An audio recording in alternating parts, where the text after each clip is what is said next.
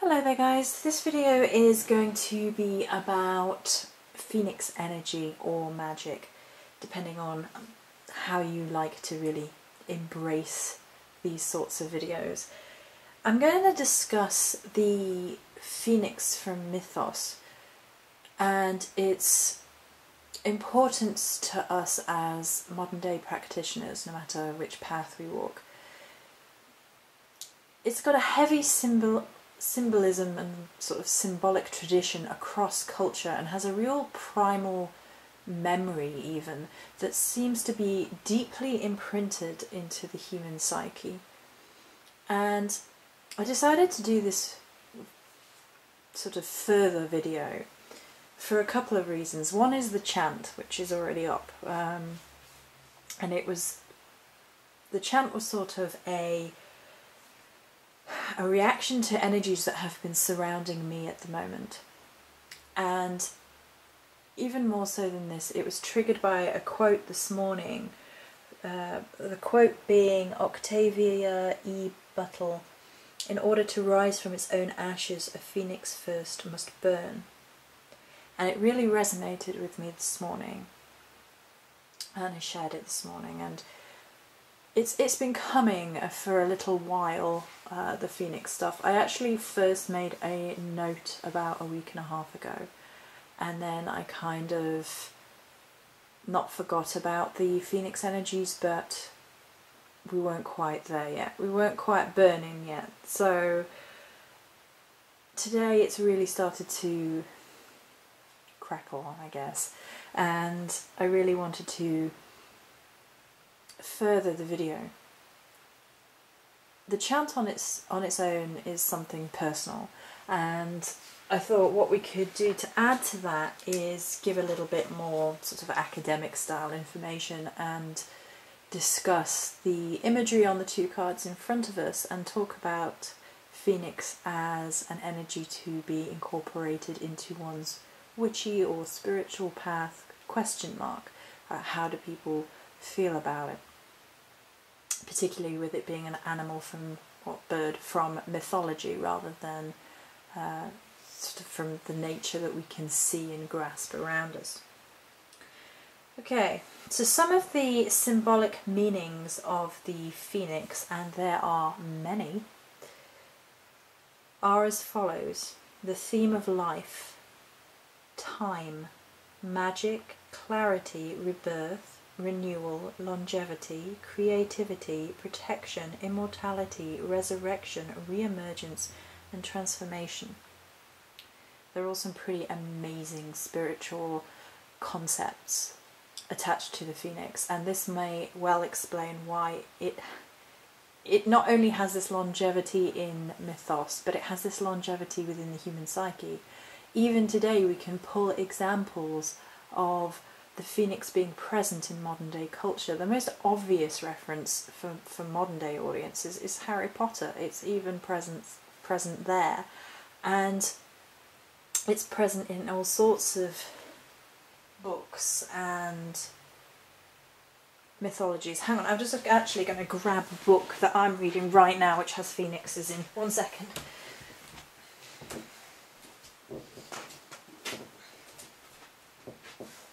Rereading, I should say. It's In the Night Garden, Orphan's Tales by Catherine Valenti. I think I'm actually around a Phoenix chapter right now. Let me just check. I think I've just literally finished the chapters about the Phoenix. So that's really interesting. There you go. But that's just, there are examples in sort of modern day consciousness from tales of old and from tales of new that the humans are very attached to their phoenix symbolism. Okay.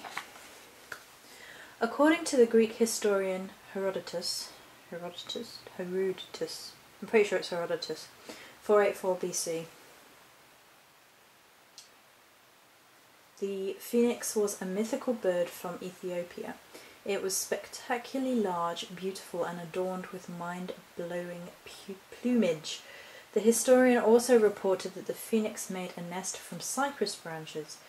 Rather than preparing to lay eggs, the phoenix was preparing to die.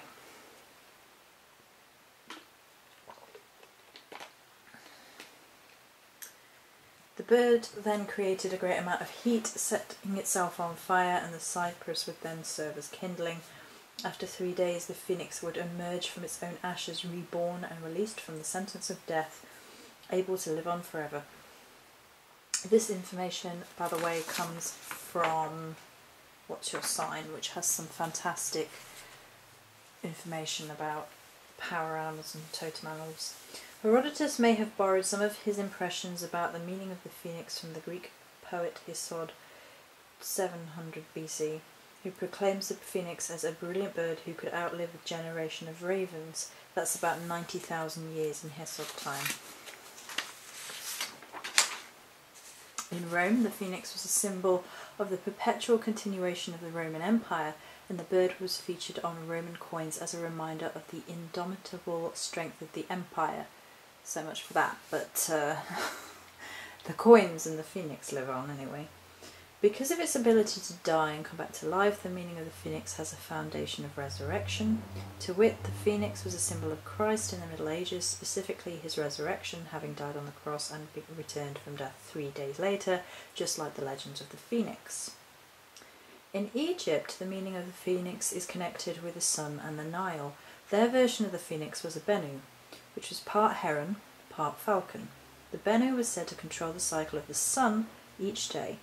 It flew with the sun in its beak, plucking it from its sleeping place at dawn and putting it to rest at sunset. In this way, the Bennu is symbolic of the daily death and rebirth of the sun. This symbolic connection is far-reaching. It implies the Bennu affected life and death for the Egyptians, as there would be no food crops without the Bennu, establishing the rising and setting of the sun. The phoenix continued its life-giving role with regards to its relationship with the Nile. The Nile and the ancient Egyptian way of life was so intricately linked that one could not do without the other. The Nile was life-giving to the ancient Egyptians.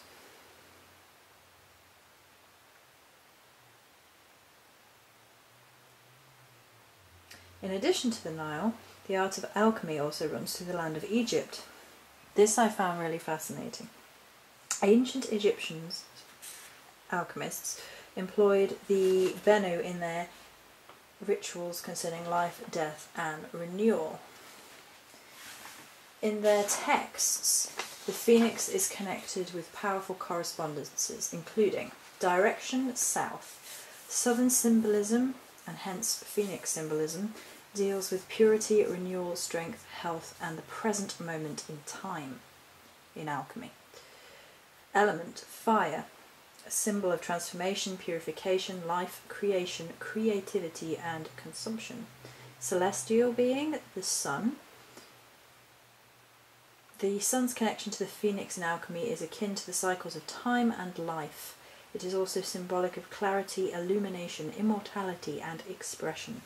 Season, summer. The summer season in alchemy is the same for almost every other cultural wisdom. It equates to growth, rejuvenation of the earth, continuation of life, the symbolic celebration of strength of the sun after being weakened through winter. Chemical, sulphur. Alchemy is a practice that incorporates physical, mental, and mythical. Red sulphur and phoenix energy would be simultaneously invoked in ceremonies intended to influence the universal principles of life. The element of sulphur in alchemy is synonymous with the animus, the soul, and is a powerful chemical representative of existence.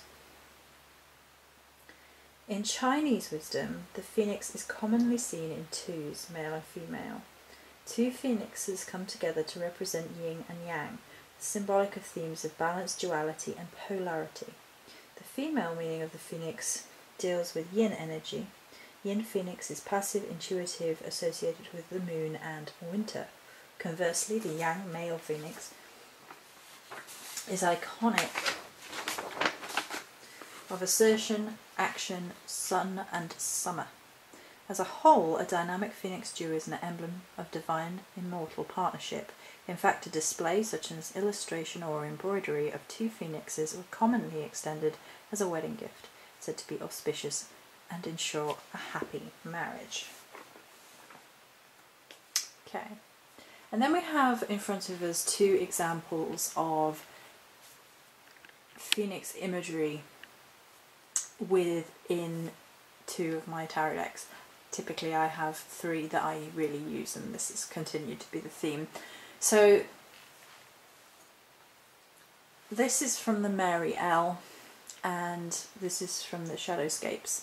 It's just a little bit of a shame about the Shadowscapes, because this is my absolute favourite card in the entire deck from the Shadowscapes, and if it was just the size of the Mary L card it would be spectacular. They're just a little bit too small. It's frustrating.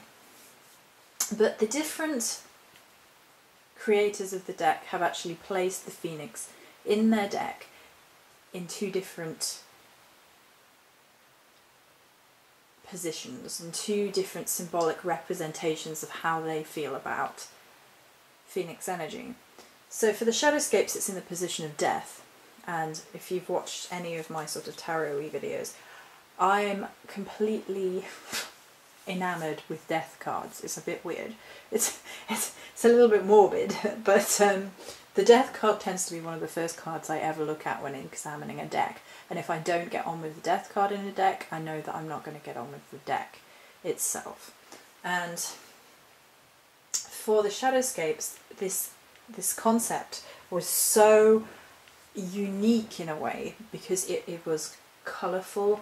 It was bringing that rebirth element into it, and the Phoenix simultaneously embodies what it is to die over and over again, but at the same time it embodies the duality of the fact that it never actually dies permanently, and it talks to us of the state of the soul and the connection of death within our lifetime and over many lifetimes through the process of reincarnation. I'm going to actually read the book bit about death.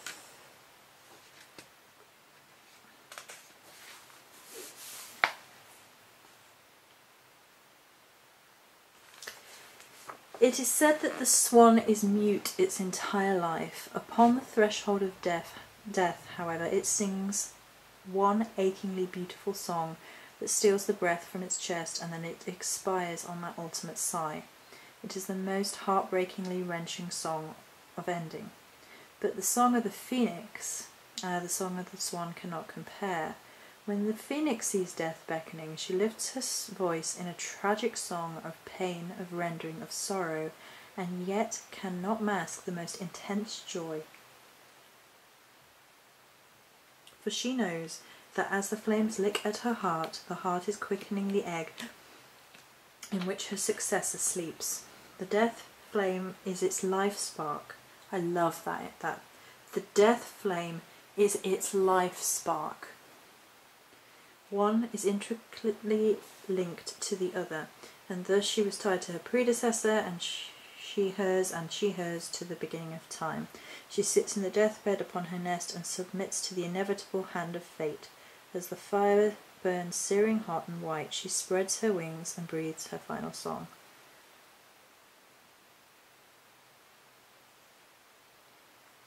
And just a little tidbit from the meaning part. The ancient story of the phoenix is one that is echoed and repeated in dozens of cultures. She is death and rebirth and life encapsulated in a single symbol.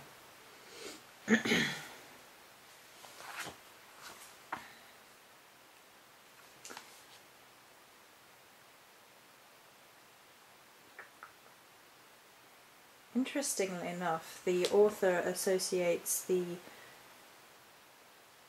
phoenix with deadly nightshade, which is a highly poisonous plant, symbol of deception, danger and death, and in the Victorian language of flowers says, "I shall survive the change." Nightshade's been about as well recently. It's all connecting dots for me. Right. And then we're going to read from the Mary L book, and then we're going to sort of sit and muse. So the Mary L book has quite a lot of information on this card, which is nice. Some of them are a little bit more in-depth, but she has a beautiful way of looking at things. Beneath the tree of knowledge of life and death in the Garden of Paradise, the first rose bush grew, and from the first rose a bird was born. His plumage exultant, his song enchanting, and his flight powerful. When Adam and Eve ate from the tree of knowledge of good and evil, and so became the world of life and death, a spark fell from the cherub's sword onto the nest and set it on fire, consuming the beautiful bird's ephemeral.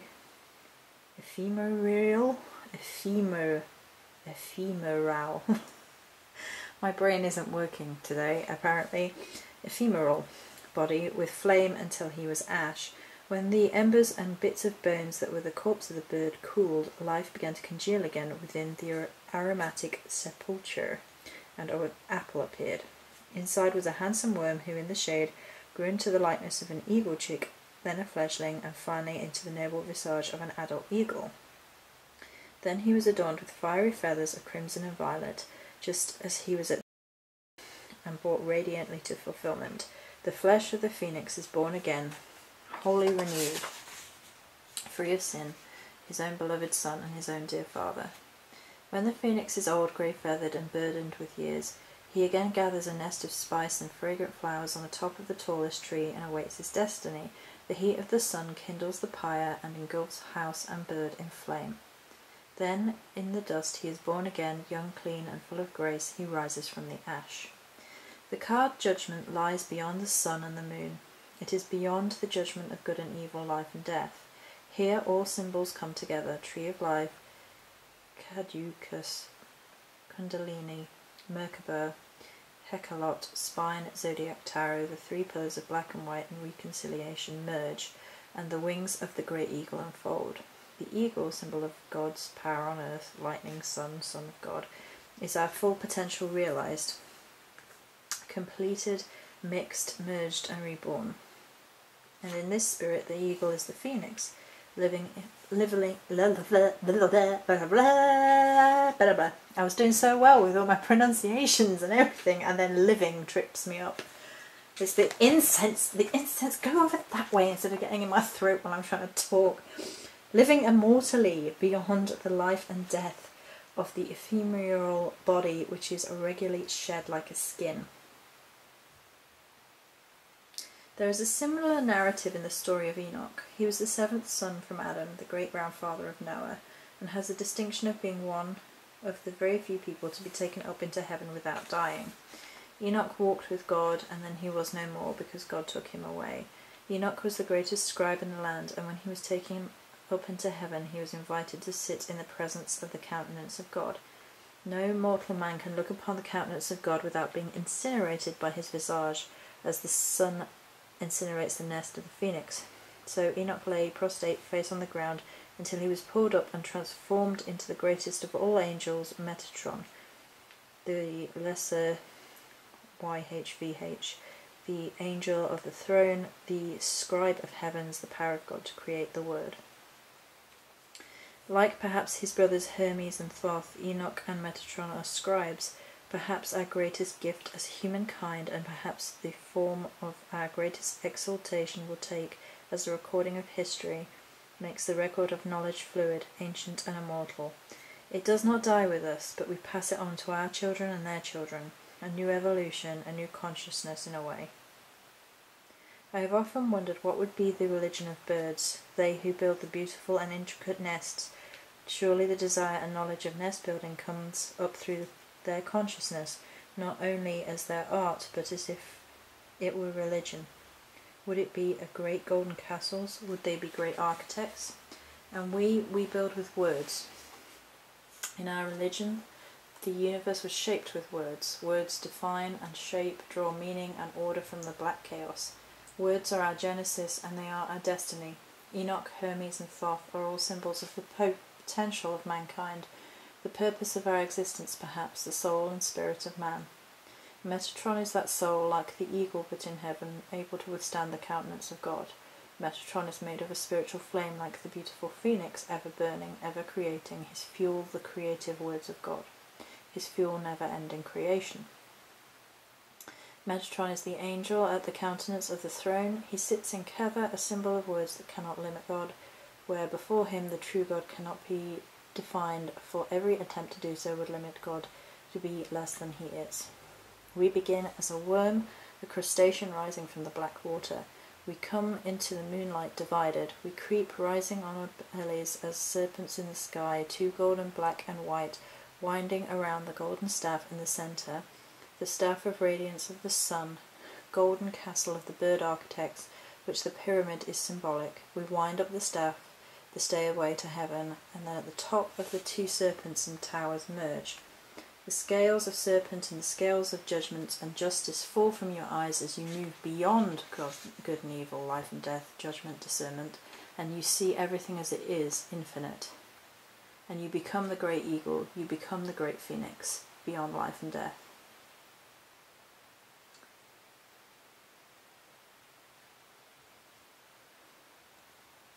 All symbols, all religions, all myths merge here into the landscape of the abyss.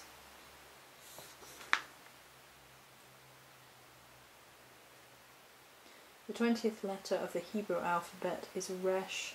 It means head, above, top, beginning, born of flame, ending in flame, thy name is poetry. So the Mariel book does draw heavily, in this instance, from sort of Christian mythos. So just to point out that that is coming from the Mariel book. However, it does draw a interesting line about the idea that everything is infinite, and everything is just as relevant. And I think the Phoenix has this incredible ability to show that across time and across culture, it has a deep symbolic sort of entrenching in human psyche and memory.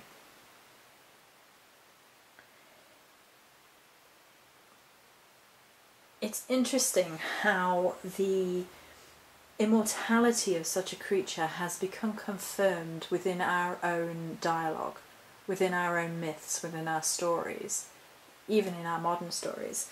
And Mariel is talking about human beings creating through the word, through the written word and spoken word, and that being our ultimate gift as human beings, which resonates with me really strongly. And that being something that we hand down over generation and over generation, and something which can be used for all ends. Words can be used to harm, they can be used to heal, they can be used to teach, they can be used to deceive, and they can be used for love, they can be used for hate, and it's all within the scope of the human experience and the person presenting the word.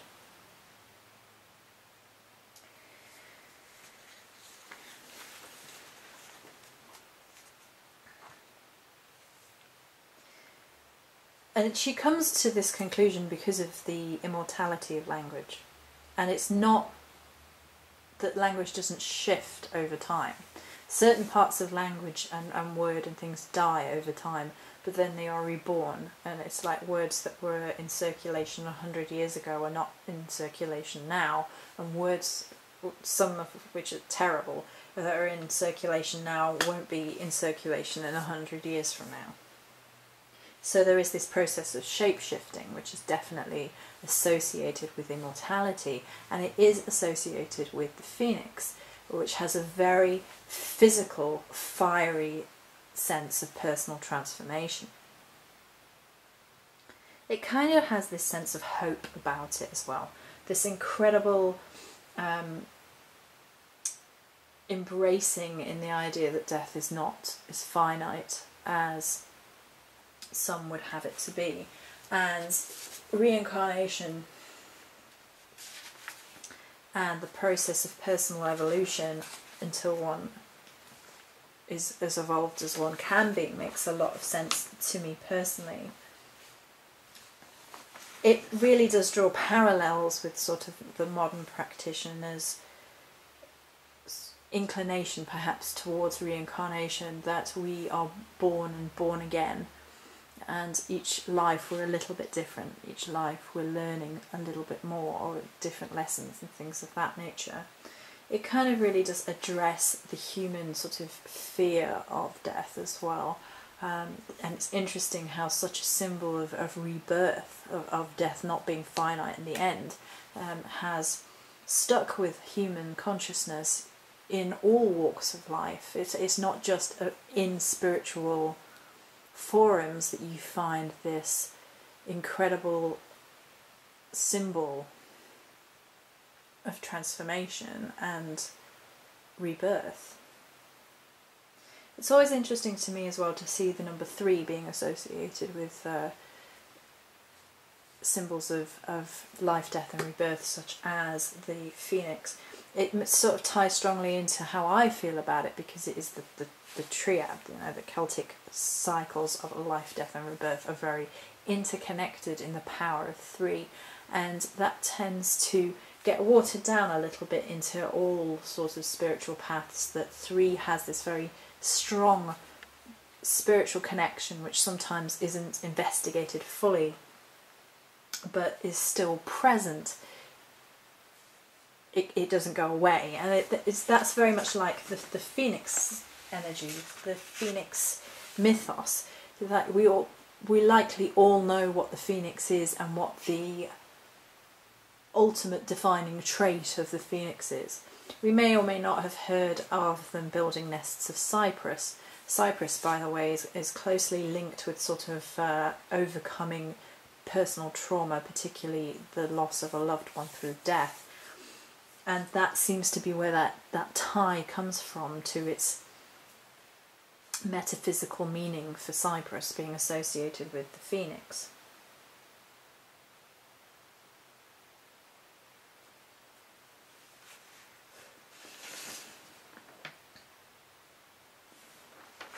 I love how there are all these cross-cultural references and different ways of looking at the phoenix throughout culture.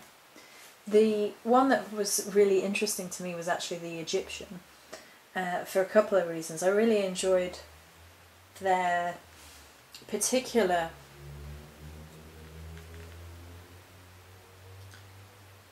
connection to it with regards to not only fire but water with the Nile. So they sort of crossed just the pure firebird image, and they really sort of connected those two in a way that also the Chinese did, that the phoenix was equal parts of 2 seemingly opposite elements, and even more than that, all elements, because they were involved in the cycles of life, death and rebirth so intimately that they couldn't just be one thing.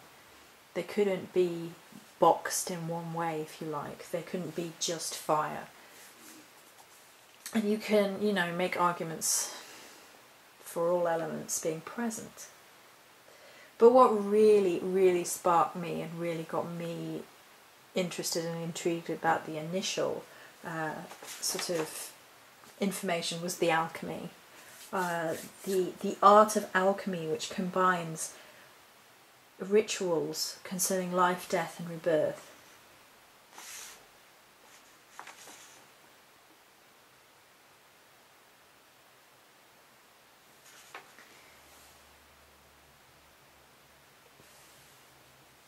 It's combining sort of physical, mental and mythical as well is something that I really, really love. Physical, mental and mythical all in combination through one symbolic meaning of phoenix. And I love how it's connected to red sulphur. I'm going to read this bit again because I think it's really, really telling. Red sulphur and phoenix energy would be simultaneously invoked in ceremonies designed to influence the universal principle of life. The element of sulphur in alchemy is synonymous with the animus, the soul, and is a powerful chemical representation of existence. It being very linked to human soul is such an incredible thing when you sit and think about it, that human beings throughout time, even to present day, associate phoenixes with soul, with the untouchable spark of life within us all that makes us who we are, something that can't ever be touched, just felt. And that's the phoenix. We can't ever touch the phoenix. It's just a feeling, a symbol, an energy that we feel. And there's something deeply spiritual about that for me, that it can't be grasped in your hands. You can go on a purely sort of scientific sort of basis, going down the route of psychology and how it has this symbolic meaning and it influences our psyche in such a way. That would probably be the mental. In physical state, it would probably just be artwork and sort of the physical representation that human beings have placed throughout time, even in front of you right here, in two completely different works of art via tarot, which have completely different meanings. I mean, one's a herald and one's death, so this incense smoke, I swear. And then you have the mythical, the mythos throughout time, and the time element of Phoenix is so interesting because it you know, a phoenix lives on and on and on and on. So its life sections would be how many times presumably it had died, inverted commas, and been born from the ashes. But it's also about time in another sense, that we can track human time through this one symbol. If you so wished, you know, you could do a whole thesis on it about how across culture the phoenix came to represent different things. To the Chinese, it was two phoenixes together is the symbol of eternity through perfect love and connection, the perfect balance of male and female in energies in particular, and the deep meaning that yin and yang has. It can be the soul and the completion of the soul through male and female energies, which we all have within us, as well as sort of the rebirthing process, which we go through in this lifetime and many other lifetimes beyond, question mark.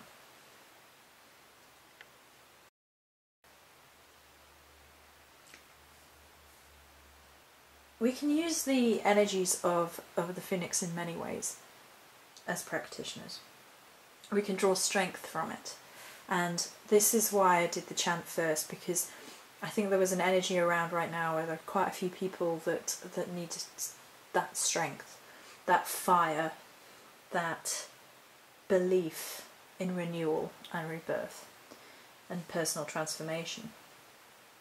We're coming up on quite, you know, the more solar half of the year. We're already in it technically, but until summer solstice, for me, you know, when the sun is at its height and everything is blazing, that's really the solar time of the year. And I'm trying to get into it this year in a different way, because I'm not a summer solstice bunny. I will be happier when autumn equinox rolls around. Perhaps a little bit before then, when autumn is about but hasn't technically begun. But in terms of embracing this fire solar energy which is coming up, and purification, which we all need, and I think is something that we should be applying to our personal lives and spiritual lives all the time, is this flame of personal transformation. That we need to burn things. I'm a pyro, I freely admit it. I adore fire magic. I adore candle work. I enjoy burning magic. I think it's one of the strongest, most primal forms of transformation. And I was recently talking to someone and I was saying that, you know, my natural state is a storyteller. A governor of words, if you like, and probably the place I belong is round a bonfire telling stories. And that actually ties into this phoenix imagery and energy completely. The idea of the immortality of human beings through language, and that being around a fire being one of the most likely and ancient places to exchange stories across time, where it was warm, and that personal transformation of light kept us safe, but also meant that we could grow and learn around it. Funeral pyres being one of the most cleansing and clean methods of disposal of dead people, as well as an interesting popular idea of transformation and releasing of the soul.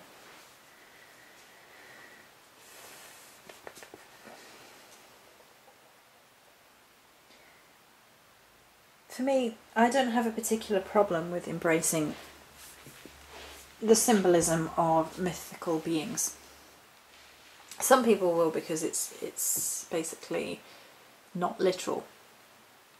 But I think with symbols as potent as that of the phoenix, we have to move beyond the literal and into the realm of the spiritual, the metaphysical, the deeply meaningful, that of personal alchemy. To take an energy which is old as time itself, has died and reborn 1,000 times, and apply those lessons to ourselves. Many blessings.